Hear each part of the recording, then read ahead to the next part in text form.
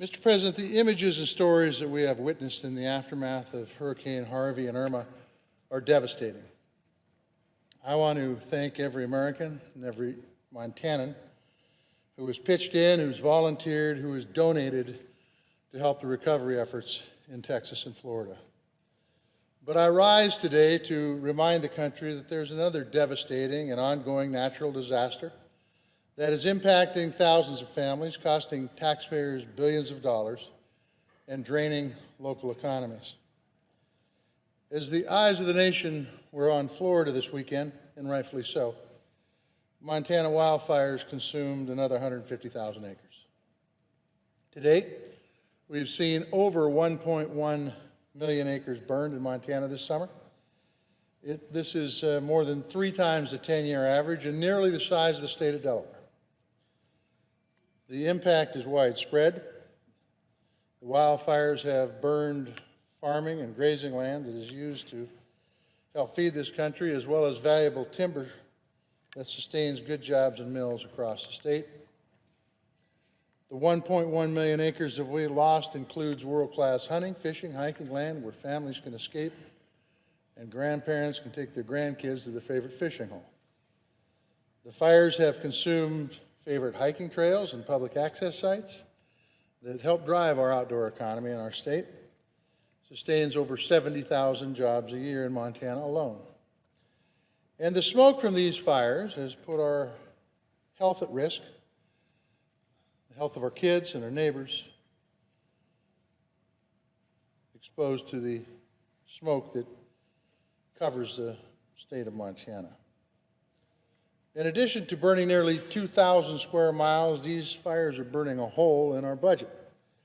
As of this morning, taxpayers have paid nearly $350 million to fight the wildfires in Montana alone. Across the West, that number is well over $2 billion. To make matters worse, the Forest Service is borrowing $300 million from other accounts to help fight wildfires. The Forest Service is forced to rob Peter to pay Paul. Money that should be used to prevent fire seasons and maintain and improve forest trails and roads and research and development for better forest management policies, and to fund the work that must get done to make our forests more resilient. I'm talking about thinning, cutting, removing debris. The Forest Service is also spending money that should be used to mitigate wildfire risk to fight fire. And yes, you heard me correctly, we have again entered into a vicious cycle where we take money from wildfire mitigation and the preparedness accounts in order to pay for the fighting of wildfires that exist today.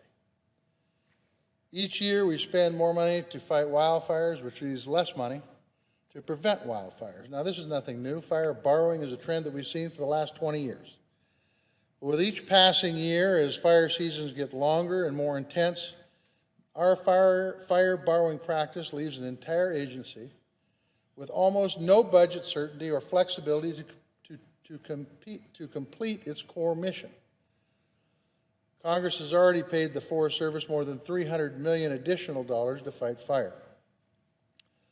But I think we're going to blow well past that number.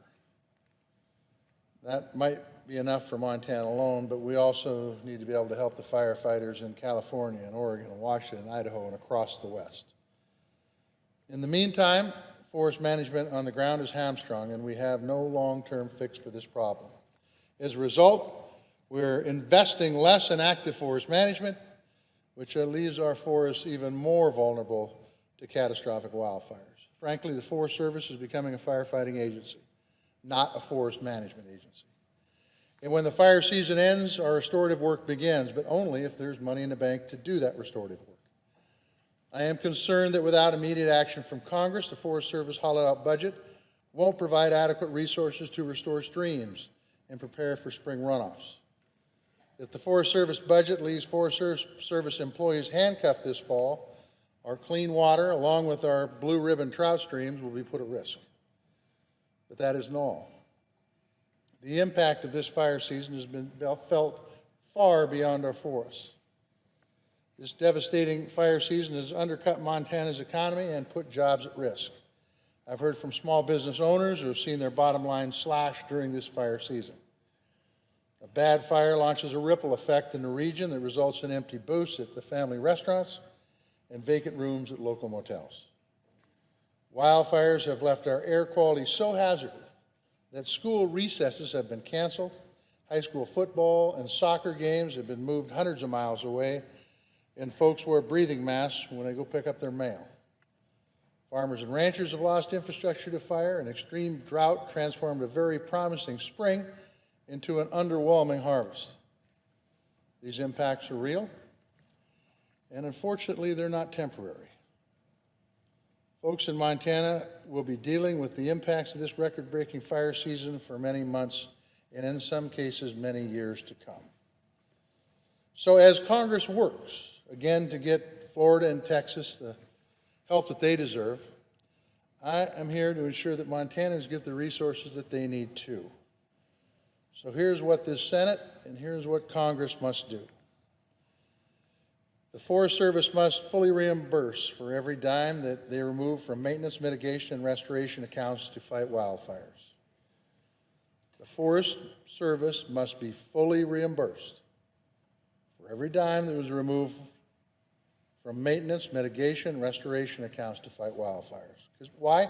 We cannot leave the Forest Service with a hollowed out budget. It is critical that they have the resources that they need to help communities recover from catastrophic wildfires. The Forest Service must have the tools to go through a public process so that we can cut more trees and remove the dead and dying debris that fuel these fires.